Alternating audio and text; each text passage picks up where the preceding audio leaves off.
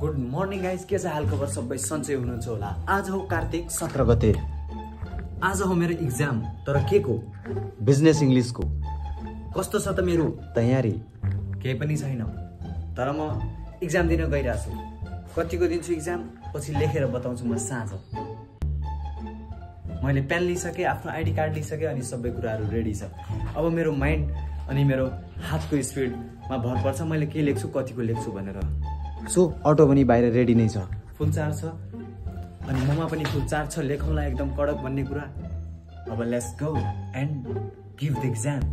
कस्तो हुन्छ है, चाहे तयारी केही नभएर फेलै हुने अवस्था भए पनि अलिकति सहयोग त देखाउनै पर्यो। त्यही भएर म लगाउन गइरहेको छु मेरो प्यारो सेकेन्ड फेभरेट चस्मा अनि फुल साउन्डमा गाना सुन्नको लागि ब्लुटुथ अनि त्यसपछि रुम लक गर्नको लागि चाबी। खाली चाबीले मात्रै त रुम लक हुँदैन, त्यही भएर ताला पनि चाहियो हामीलाई। ताला पनि उठाइसके। ब्याग लग्ने थिए, फेरि एउटा समस्या दोहोरिने भयो। यो मैले कतै बाहिर छोड्नु पर्ने हुन्छ, त्यही भएर so no bag, only money. यसमा भएको चेन्जहरू यति नै हो। यो सबै चेन्जहरू म लगेर जानेवाला छु। अब let's go, I am running out of time. र मैले घडी पनि लैजानु पर्नेछ आज, किनभनेपछि मलाई टाइम हेर्न हेल्प हुन्छ। So my watch is also ready. यसमा सेल छ, अरू घडी फेल छ। सबै चिज रेडी गरिसके भन्दैछु, तर म पेन बिर्सिरहेको छु। फेरि यसलाई समातेर अब म गोजीमा हाल्दैछु। Let's go. अब केही पनि बाँकी छैन। आज इङ्ग्लिसको इक्जाम हो, त्यही भएर मलाई अरू इक्विपमेन्टहरू केही पनि चाहिँदैन। सो अब मैले पेन भएपछि लेख्न सक्छु भन्ने कुरा कन्फिडेन्स छ आफूमाथि, त्यही भएर लेट्स गो। फेलै भए पनि केही छैन, कन्फिडेन्स त हुनु पर्यो। सो त्यसको लागि अझै स्वाग देखाउनलाई चस्मा। Let's lock the room and get out. खुल्छ सिमसिम, दरवाजा पनि खुलिसक्यो। सबै चिज बन्द छ, पेन रेडी छ, everything is ready. Now let's go. बिहान चाबी खोज्न झ्याउ हुन्छ भनेर मैले चाबी यतै छोड्दिएको थिएँ। अब गाडी सुरु गरौँ अनि हामी पनि भागौँ। ओम नमः शिवाय, हर हर महादेव भन्दै गाडीलाई सलाम गर्दै इन्जन त होइन तर ब्याट्री र मोटर स्टार्ट गरौँ। मेरो 1 बजे इक्जाम छ, त्यही भएर मान्छे नखोजेर हिँड्नेवाला छु म।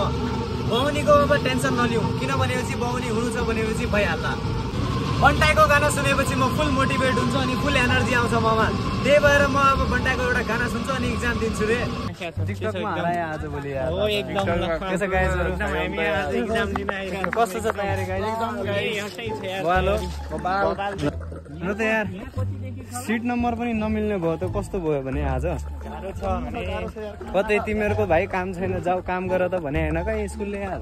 सरी कलेजले। तिमीलाई त ठिकै हो, तिमी त अटो चलाउनु हो, हामी के गर्ने हो यार? मेरो गाडी। ल ठीक छ। डगेश भाइ डगेश। आफ्नो खुरापाती दिमाग लगाउँदै म पुरा इक्जाम दिएर आइसके। A+ आउँछ मेरो। तिम्रो कति हो दोस्त? मेरो नि A+। तिम्रो दोस्त इक्जाम कस्तो दियो तिमीले? कति आउँछ तिम्रो? मेरो आर्मी बन्ने ब्याचलर चाहिँदैन, 8 भयो नि पुग्छ। त्यही भएर 8 मा त पास छु हैन। By by. ल राम्रोसँग जाऊ है। ल इक्जाम दिएर अहिले हामी नास्ता गरेर निस्किसक्यो हैन। अब अहिले हामी गइरहेको छौँ रुमतिर। कहाँ जान्न छ दिपक? हामी रुमतिर। ठिक छ। अब आजको भ्लग यहीसम्म सिद्धाइदियो होइन, धेरै लामो चाहिँ हुँदैन। त्यही 4-5 मिनटको हालौँला है, बढी टाइम छैन गाइजहरू। तर यतिको मायाको लागि धन्यवाद छ सबैजनालाई। यता हामी एकदम भ्लगमा कमेडी हान्नेछौँ है त। अब हेर यो एकदम डेली राइडमा हो। यसरी अब 2-3 दिनमा यसो कतिको टाइम मिल्छ त्यही अनुसारले हालौँला। Thanks for watching, subscribe.